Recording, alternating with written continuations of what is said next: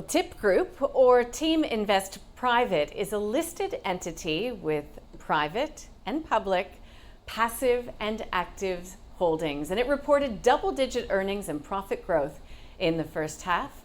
I spoke with TIP Group CEO Andrew Coleman a bit earlier on and began by asking what the reaction to the results had been so far.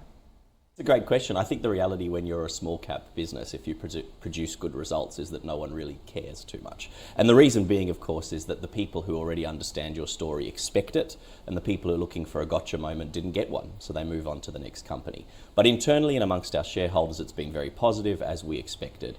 Of course, our earnings at the EBITDA line were up 12%, at operating NPAT up 12%, and at the statutory NPAT line up 21% for the half. So overall, a continuation of our ongoing double-digit growth story. Okay, and so what was the real driver or drivers of that growth story in the first half? Absolutely, the power of compounding. With what we do as an investment house, I get this incredible luxury of waking up every morning knowing that I have 500 supremely talented leaders across the country going out to invest their capital in the three things that matter: continuously delighting their customers, obsessively removing unnecessary costs, and innovating to do the first two better. And as long as they get out there and are smarter than me every day to do it in their areas, whether that's building homes, manufacturing trailers, investing fund manager money, or teaching people, which are the main sort of areas of our business, we get better results quarter after quarter after quarter. Okay, so when you are thinking about those sort of verticals that you're going through, have any of them been impacted in a meaningful way by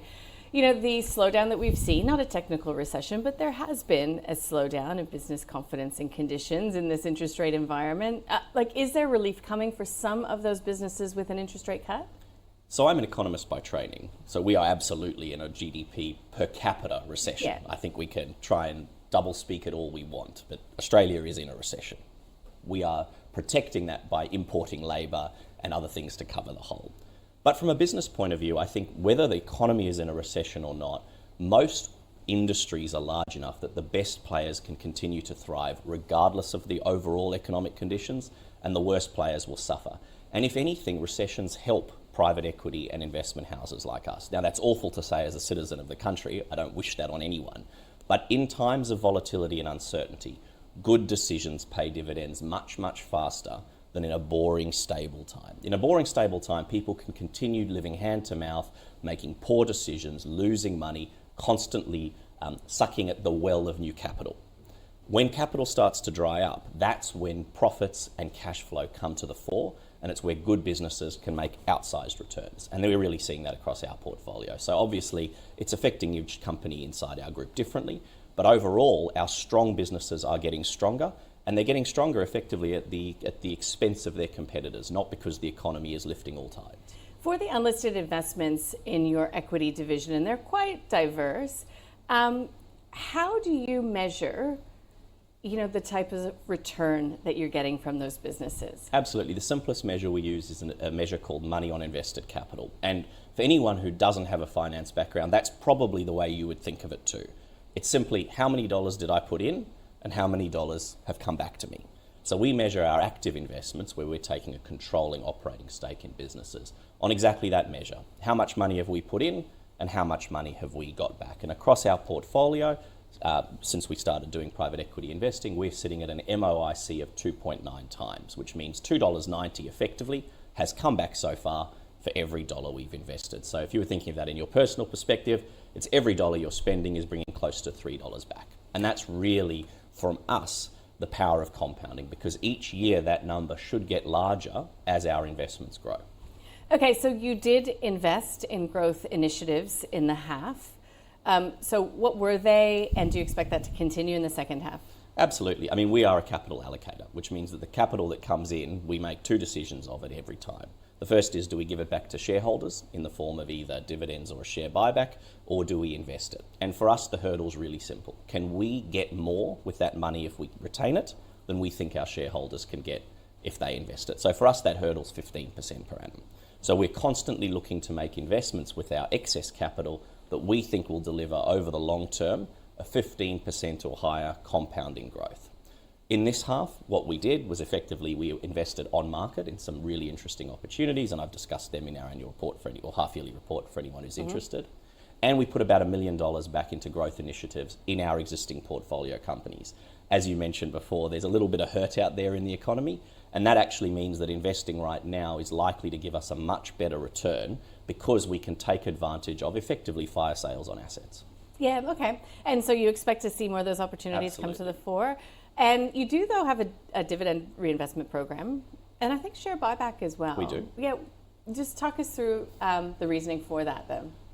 This is going to come across as very self-serving, and so I apologise. But we think, as a board, that we are trading in a material discount to what we're worth. We're trading at about a 40% discount to our net asset value and about an 80% discount to our peers. And I think really that's because we don't have a fun, sexy story to sell. I'm not out there spruiking that we can invent something new or that we're going to change the world with technology. We're just saying we buy really top businesses run by great people and we get them to grow at a nice double-digit rate year after year after year to compound.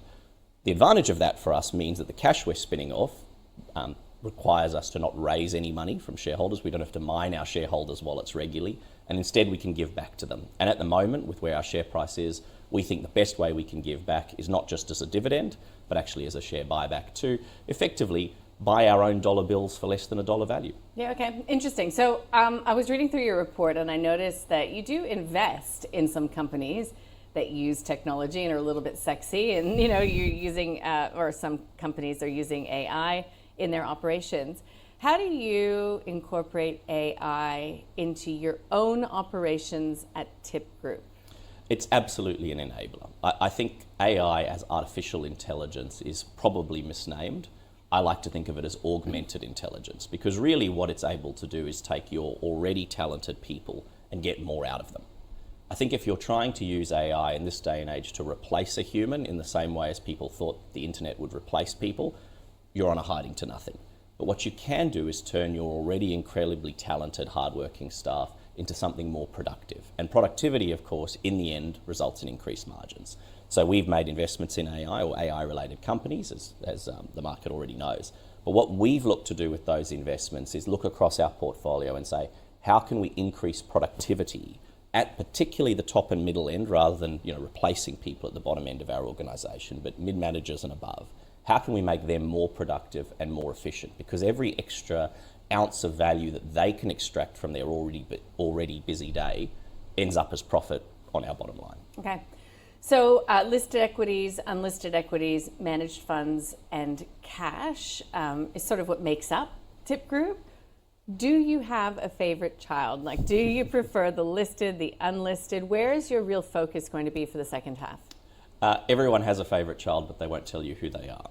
I think that's an important thing always. But no, look, I think from our perspective, we go where there's opportunity. We are perfectly agnostic internally around taking an active stake in a business or a passive stake in a business, and that's really how we think of our listed versus unlisted assets. It's active versus passive. And really, it's just where's the opportunity. So at the moment, I think that you are likely to see, and who knows, predictions are always difficult, especially about the future, but I think that the unlisted space, particularly in manufacturing and engineering, in relation to some of the stuff that Donald Trump is saying, is likely to throw up some really good opportunities in the next 6 or 12 months for us. But similarly, if the market decides to have one of its many bipolar episodes, we'll just push our cash into there to get a really good return in a passive way.